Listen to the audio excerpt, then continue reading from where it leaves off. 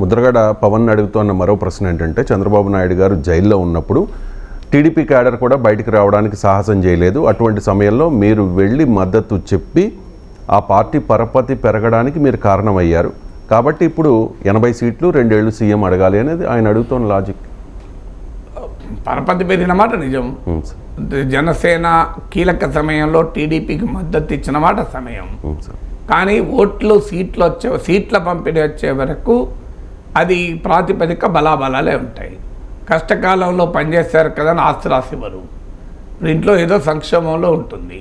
ఆ సమయంలో ఒక మిత్రుడు వచ్చి చాలా హెల్ప్ చేస్తాడు సమస్యల పరిష్కారానికి అని చెప్పి సగం ఆస్తి ఇవ్వరు కదా. సో అల్టిమేట్గా కృతజ్ఞతాపూర్వకంగా ఉంటారు. అది ఉన్నారు కనుకని ఇవాళ జనసేనకు టీడీపీ ఓట్ ట్రాన్స్ఫర్ అవుతుంది కదా. లేకపోతే టీడీపీ ట్రాన్స్ఫరే కాదు కదా. పొత్తుల్లో ఈ స్థాయిలో ఓట్ ట్రాన్స్ఫర్ కాదు. ఇక 80 సీట్లు ఎందుకు ఇవ్వాలి, 100 సీట్లు ఎందుకు ఇవ్వద్దు? చంద్రబాబు నాయుడు జైల్లో ఉన్నప్పుడు అంత కష్టపడి పవన్ కళ్యాణ్ సపోర్ట్ చేశాడు. 80 దగ్గర ఏంటి ఫిగర్? Why not 100? అసలు వై నాట్ 175? జనసేనకి 175 సీట్లు ఇచ్చి తెలుగుదేశం పోటీ నుంచి విరమించుకొని స్వచ్ఛందంగా నిస్వార్థంగా పవన్ కళ్యాణ్ ముఖ్యమంత్రి చేయడానికి కృషి చేయొచ్చు కదా చంద్రబాబు. అది ఎందుకు అడుగుతాడు ముద్రగడ? 80 దగ్గర ఎందుకు ఆగాడు అంటే అన్నది 100 ఎందుకు అడుగుతలేడు? అసలు టీడీపీ ఏం లేదు కదా, ఉన్నదే జనసేన కదా. జగన్ జైల్లో చంద్రబాబు ఉన్న సమయంలో జనసేన మద్దతు ఇవ్వకపోతే టీడీపీ పరిస్థితి బయటకు వచ్చేవాళ్ళే కాదు కదా. అందువల్ల 100 సీట్లు అడగాలి. Why not 80? దీనికి ఆన్సర్ ఉంటుంది. 110 సీట్లు అడగాలి. టీడీపీ 60 సరిపోతుంది. ఆన్సర్ ఉంటుంది దీనికి. ఏమన్నా మొదలు ముద్రగడ చెప్పాలి ఏ ఫార్ములా ప్రకారం 80 వచ్చింది. దానికి ఏదో ఒక ప్రాతిపదిక ఉండాలి కదా అడగటానికి. హరిరామ జోగే 58, 67 అడిగారు. ముద్రగడ 80 అడిగారు. దానికి నెక్స్ట్ 100 అడగండి, పని అయిపోతుంది కదా. ఎందుకంటే ఇక గ్యారంటీ కదా ఎక్కువ సీట్లు ముఖ్యమంత్రి అవుతాడో కాదు తెలియదు, కానీ ఎక్కువ సీట్లో పోటీ చేసిన ఆనందం అని ఉంటుంది కదా. అందువల్ల ప్రాతిపదిక లేని డిమాండ్లు పెట్టి పవన్ కళ్యాణ్ ఇబ్బంది పెట్టి జనసేన టీడీపీ పొత్తు ఫెయిల్ కావాలి అని ఆలోచించే వరకు ఇది ఉపయోగపడుతుంది. అంతకుమించి ఏం లేదు. అందువల్లనే పవన్ కళ్యాణ్ పట్టించుకోవడం లేదు. ఇప్పుడు మనం చర్చించాను, ముద్రగడ ఇంటికి వస్తానన్నాడు, పోలేదని ఏం పోతాడు ఇట్లా ఉత్తరాలు వస్తుంటే. నువ్వు 80 సీట్లకు పోటీ చేయి, నువ్వు ముఖ్యమంత్రి అడుగు, ఎడి చేసి టీడీపీతో పొత్తు దెబ్బతీయాలి అన్నప్పుడు పవన్ కళ్యాణ్ ఎట్లా పోతుంది చెప్పండి నాకు. అందువల్ల ఫండమెంటల్ పాయింట్ మనకు అర్థం కావాల్సింది. మరి అలాంటప్పుడు మధ్యలో ముద్రగడ వైసీపీలో కూడా చెప్తున్న వార్తలు వచ్చాయి.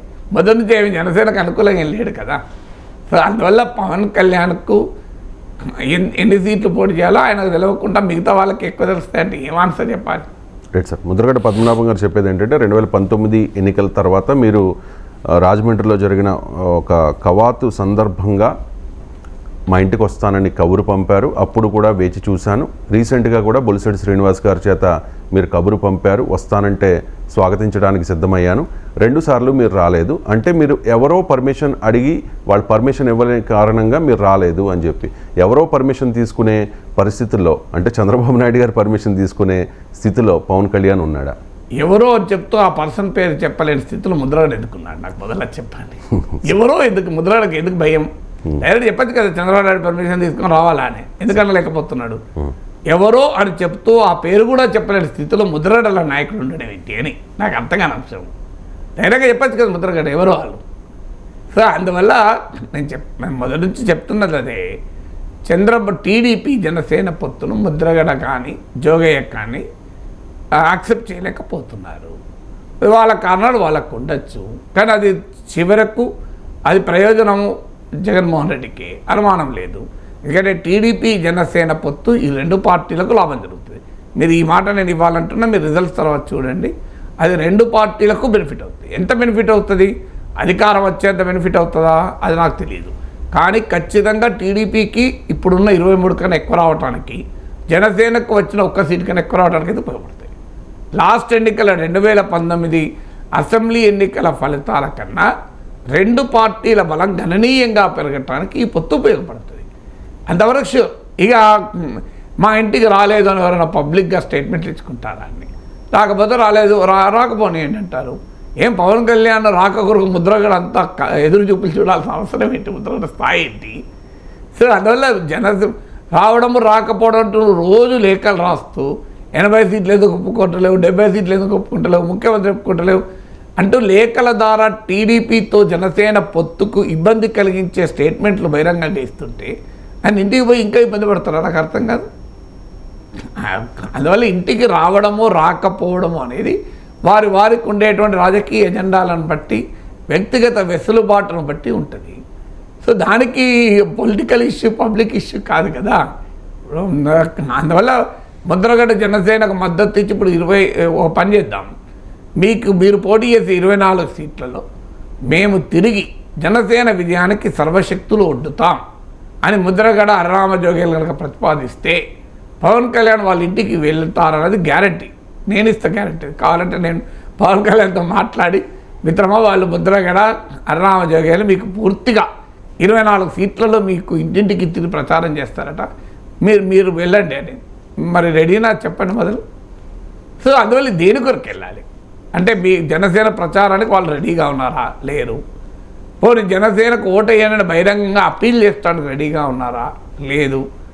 జనసేనకు అంతర్గతంగా సలహాలు ఇవ్వకుండా బహిరంగంగా ఇన్ని సీట్లకు ఎందుకు పోటీ చేయలేదు, అన్ని సీట్లకు పోటీ చేయాలని టీడీపీ పైన గొంతమ్మ కోరికలు కోరి ఆ పొత్తు దెబ్బతినాలి అని ప్రతిపాదిస్తున్న వారి ఇంటికి పోయి ఏం చేయాలి పవన్ కళ్యాణ్ చెప్పండి?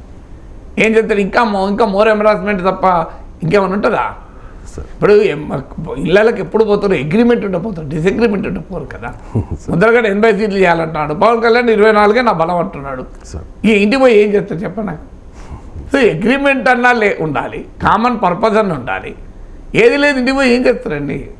ఏమో ఇంటికి పోనంత పట్ల ముద్రగడ పట్ల పవన్కు గౌరవం లేదు అని, మా ఇంటికి రాలే పవన్ కళ్యాణ్ నా పట్ల గౌరవం లేదని నేను కంక్లూజన్ రావాలా? అంటే నేను వేరు, ముద్రగడ వేరు కావచ్చు, నేను చెప్తున్నాను ఎగ్జాంపుల్. సో ఎవరైనా మీరు మా ఇంటికి రాలేదండి ఇంతవరకు, వచ్చారు రవిశంకర్ గారు అంటే మీరు నా పట్ల గౌరవం లేదా మీకు? వస్తానని చెప్పి రాకపోతే వస్తానని చెప్పి రాకపోయినా వస్తానన్నప్పుడు రాజకీయ పరిస్థితులు ఇప్పుడు రాజకీయ పరిస్థితులు తేడా లేదు ఉంది కదా. అనేది అదే ముద్రగడ నువ్వు 80 సీట్లకు పోటీ చేయలేదని అంటుంటే 24 సీట్లకు ఎందుకు పోటీ చేయాలని అడుగుతుంటే ఏం చేయాలి? పోయి పవన్ కళ్యాణ్ ఏం చేయాలి చెప్పండి? పోయి ఏం చేయాలి? ఇంకా ఎంబరాసింగ్ పడాలా? సో అప్పుడు ఇద్దరు కలిసి జాయింట్ ప్రెస్ కాన్ఫరెన్స్లో ముద్రగడ 80 సీట్లు పోటీ చేయమని, పవన్ కళ్యాణ్ 24 చేస్తారని అనాలా? బహుశా పవన్ కళ్యాణ్ వెళ్ళి ఉంటే ఈ లెటర్ వచ్చేది కాదేమో సార్. వెళ్ళినా వెళ్ళకపోయినా లెటర్ వస్తుంది. అంటే ఇంటికి రాకపోతే లెటర్లు వస్తారా? నాకు ఇది ఎక్కడ రాజకీయం అండి? అంటే ఇంటికి పోకపోతే లెటర్లు వస్తారా? అర్థం లేని ఆర్గ్యుమెంట్ కదా అది. ఇంటికి వస్తే లెటర్ రాయారు, ఇంటికి రాకపోతే లెటర్ వస్తారా? లెటర్ రాయడానికి ఇంటికి సంబంధమే లేదు. మీరు చూస్తుండండి ఈ ఎజెండా ఎవరిది, ఎవరి కోసం అర్థమవుతుంది కదా. Right sir. అంటే ప్రజల్లో పరపతి లేని వాడిని అవ్వడం వల్ల మీ దృష్టిలో నేను లాస్ట్ గ్రేడ్ వ్యక్తిగా మరియు తుప్పు పట్టిన ఇనుము లాంటి వాడినిగా గుర్తింపు పడడం వల్ల మీరు వస్తానని చెప్పించి రాలేకపోయారు. మీ నిర్ణయాలు మీ చేతుల్లో ఉండవు, ఎన్నో చోట్ల పర్మిషన్లు తీసుకోవాలండి ఆయన స్టైల్లో ఆయన రాశారు సార్. పవన్ కళ్యాణ్ లాభమా నష్టమే లేకుండా చెప్పండి? ఇలా నష్టం వచ్చిన వాళ్ళు ఇంటికి ఎందుకు పోతారండి? నష్టం చేస్తున్న వాళ్ళు ఇంటికి అవడం పోతారా? మీరే చెప్తున్నారు ఇలాంటి లేఖలలో పవన్ కళ్యాణ్ నష్టం అని. నష్టం కలిగించే వాళ్ళ ఇంటికి ఎందుకు పోతారండి? ఈ మధ్యలో పవన్ కళ్యాణ్ ఇంటికి వస్తానని రాకపోవడానికి మధ్యలో జరిగిన పరిణామం కూడా అందరూ తెలుసు కదా. ముద్రగడ వైసీపీలో చేరుతాడని వార్తలు వచ్చాయి. తనకు తన కొడుకు 2 సీట్లు అడిగాడని, అందుకు వైసీపీ అంగీకరించలేదని, ఇవన్నీ రాలేదా? అంటే మరి వైసీపీలో చేరడానికి ముద్రగడ ప్రయత్నిస్తున్నప్పుడు ముద్రగడ ఖండించాడా? లేదు అని. నేనెందుకు చేరుతానయా, జగన్తో పోతానా, నేను నాకేం పర్లేదా అని అన్నాడా? అంటే జనసేన నాయకులు ముద్రగడ పద్మనాభం గారు ఇంటికి వచ్చినప్పుడు తోట త్రిమూర్తులు గారు, అంటే నాకున్న సమాచారం చెప్తున్నాను సార్, ఆయన ఫోన్ చేస్తే మీకు మీ పార్టీకి దండం, దయచేసి పార్టీలో చేర్చుకునే విషయాల మీద చర్చించడానికైతే నాకు ఫోన్ చేయొద్దు అని చెప్పేశారు సార్. అయినా మరి పవన్ కళ్యాణ్ పోయి ఏం చేస్తాడు? నా ఫండమెంటల్ పాయింట్ ఏంటంటే జనసేన మధ్యలో వైసీపీకి వెళ్తారని వార్తలు వచ్చాయా లేదా? వచ్చాయి సార్. 2 సీట్లు అడుగుతున్నట్టు కూడా. మరి ఎందుకు ఖండించలేదు? వైసీపీ వైపు వెళ్ళే ప్రయత్నం చేస్తున్న ముద్రగడ ఇంటికి పవన్ కళ్యాణ్ పోయి ఏం చేస్తారండి? దానికి ఆన్సర్ ఉండాలి కదా. పోనీ ఇప్పటికైనా ముద్రగడ పిలిపి ఇవ్వండి, జగన్ ఓడించమని తేలిపోతుంది కదా. ఇప్పుడు పవన్ కళ్యాణ్ కోరిక శ్రేయభిలాష అయితే జగన్ ఓడించమని పిలిపిస్తాడా ముద్రగడ? చెప్పండి. ముద్రగడ కానీ జోగాయలు కానీ పిలిపి ఇవ్వగలరా? చూద్దాం సార్. మరి దాంతో తేలిపోతుంది కదా. సైలెంట్గా ఉంటారా లేకపోతే ఎవరు ఎటువైపు తేలుతుంది కదా. నువ్వు పవన్ కళ్యాణ్ వైపు ఉంటే ముద్రగడ పిలిపి వాళ్ళు జోగాయలు జగన్ ఓడించాలని. సో మరి ఆ పిలిపినప్పుడు జనసేన తరఫు అని చెప్పలే కదా. ఇప్పుడు మనలాంటి వాళ్ళ ఎవరి తరఫు కాదు కనుక మనం ఏం పిలిపియ్యము. నువ్వు ఒకవైపు జనసేన శ్రేయభిలాషం అయితే జగన్ ఓడించాలని పిలిపివ్వాలి కదా. ఎందుకు ఇస్తలేడు మరి ముద్రగడ? జగన్ ఓడించడం అంటే చంద్రబాబును గెలిపించడం కదా సార్. మరి ఏం చేయాలి? దేని సొల్యూషన్? మరి ముద్రగడ్డ ఏ పాత్ర పోషించాలి? మీకు తెలియంది కదా, అప్పుడు కాపు ఉద్యమం సమయంలో చంద్రబాబు నాయుడు గారు. అవును, మరి చంద్రబాబును ఓడించమని పిలిపియమనండి, అదండి వాళ్ళు కదా. Right sir. నేను అనేదంటే చంద్రబాబును ఓడించమని పిలిపియమనండి, సార్ ఏదో ఒక పిలిపేది ఇవ్వాలి కదా, లేదంటే కామ్గా ఉండాలి. బహుశా కామ్గానే ఉండొచ్చేమో సార్ ఈ ఇద్దరు కురువృద్ధులు కూడా ఈ పరిణామాల తర్వాత.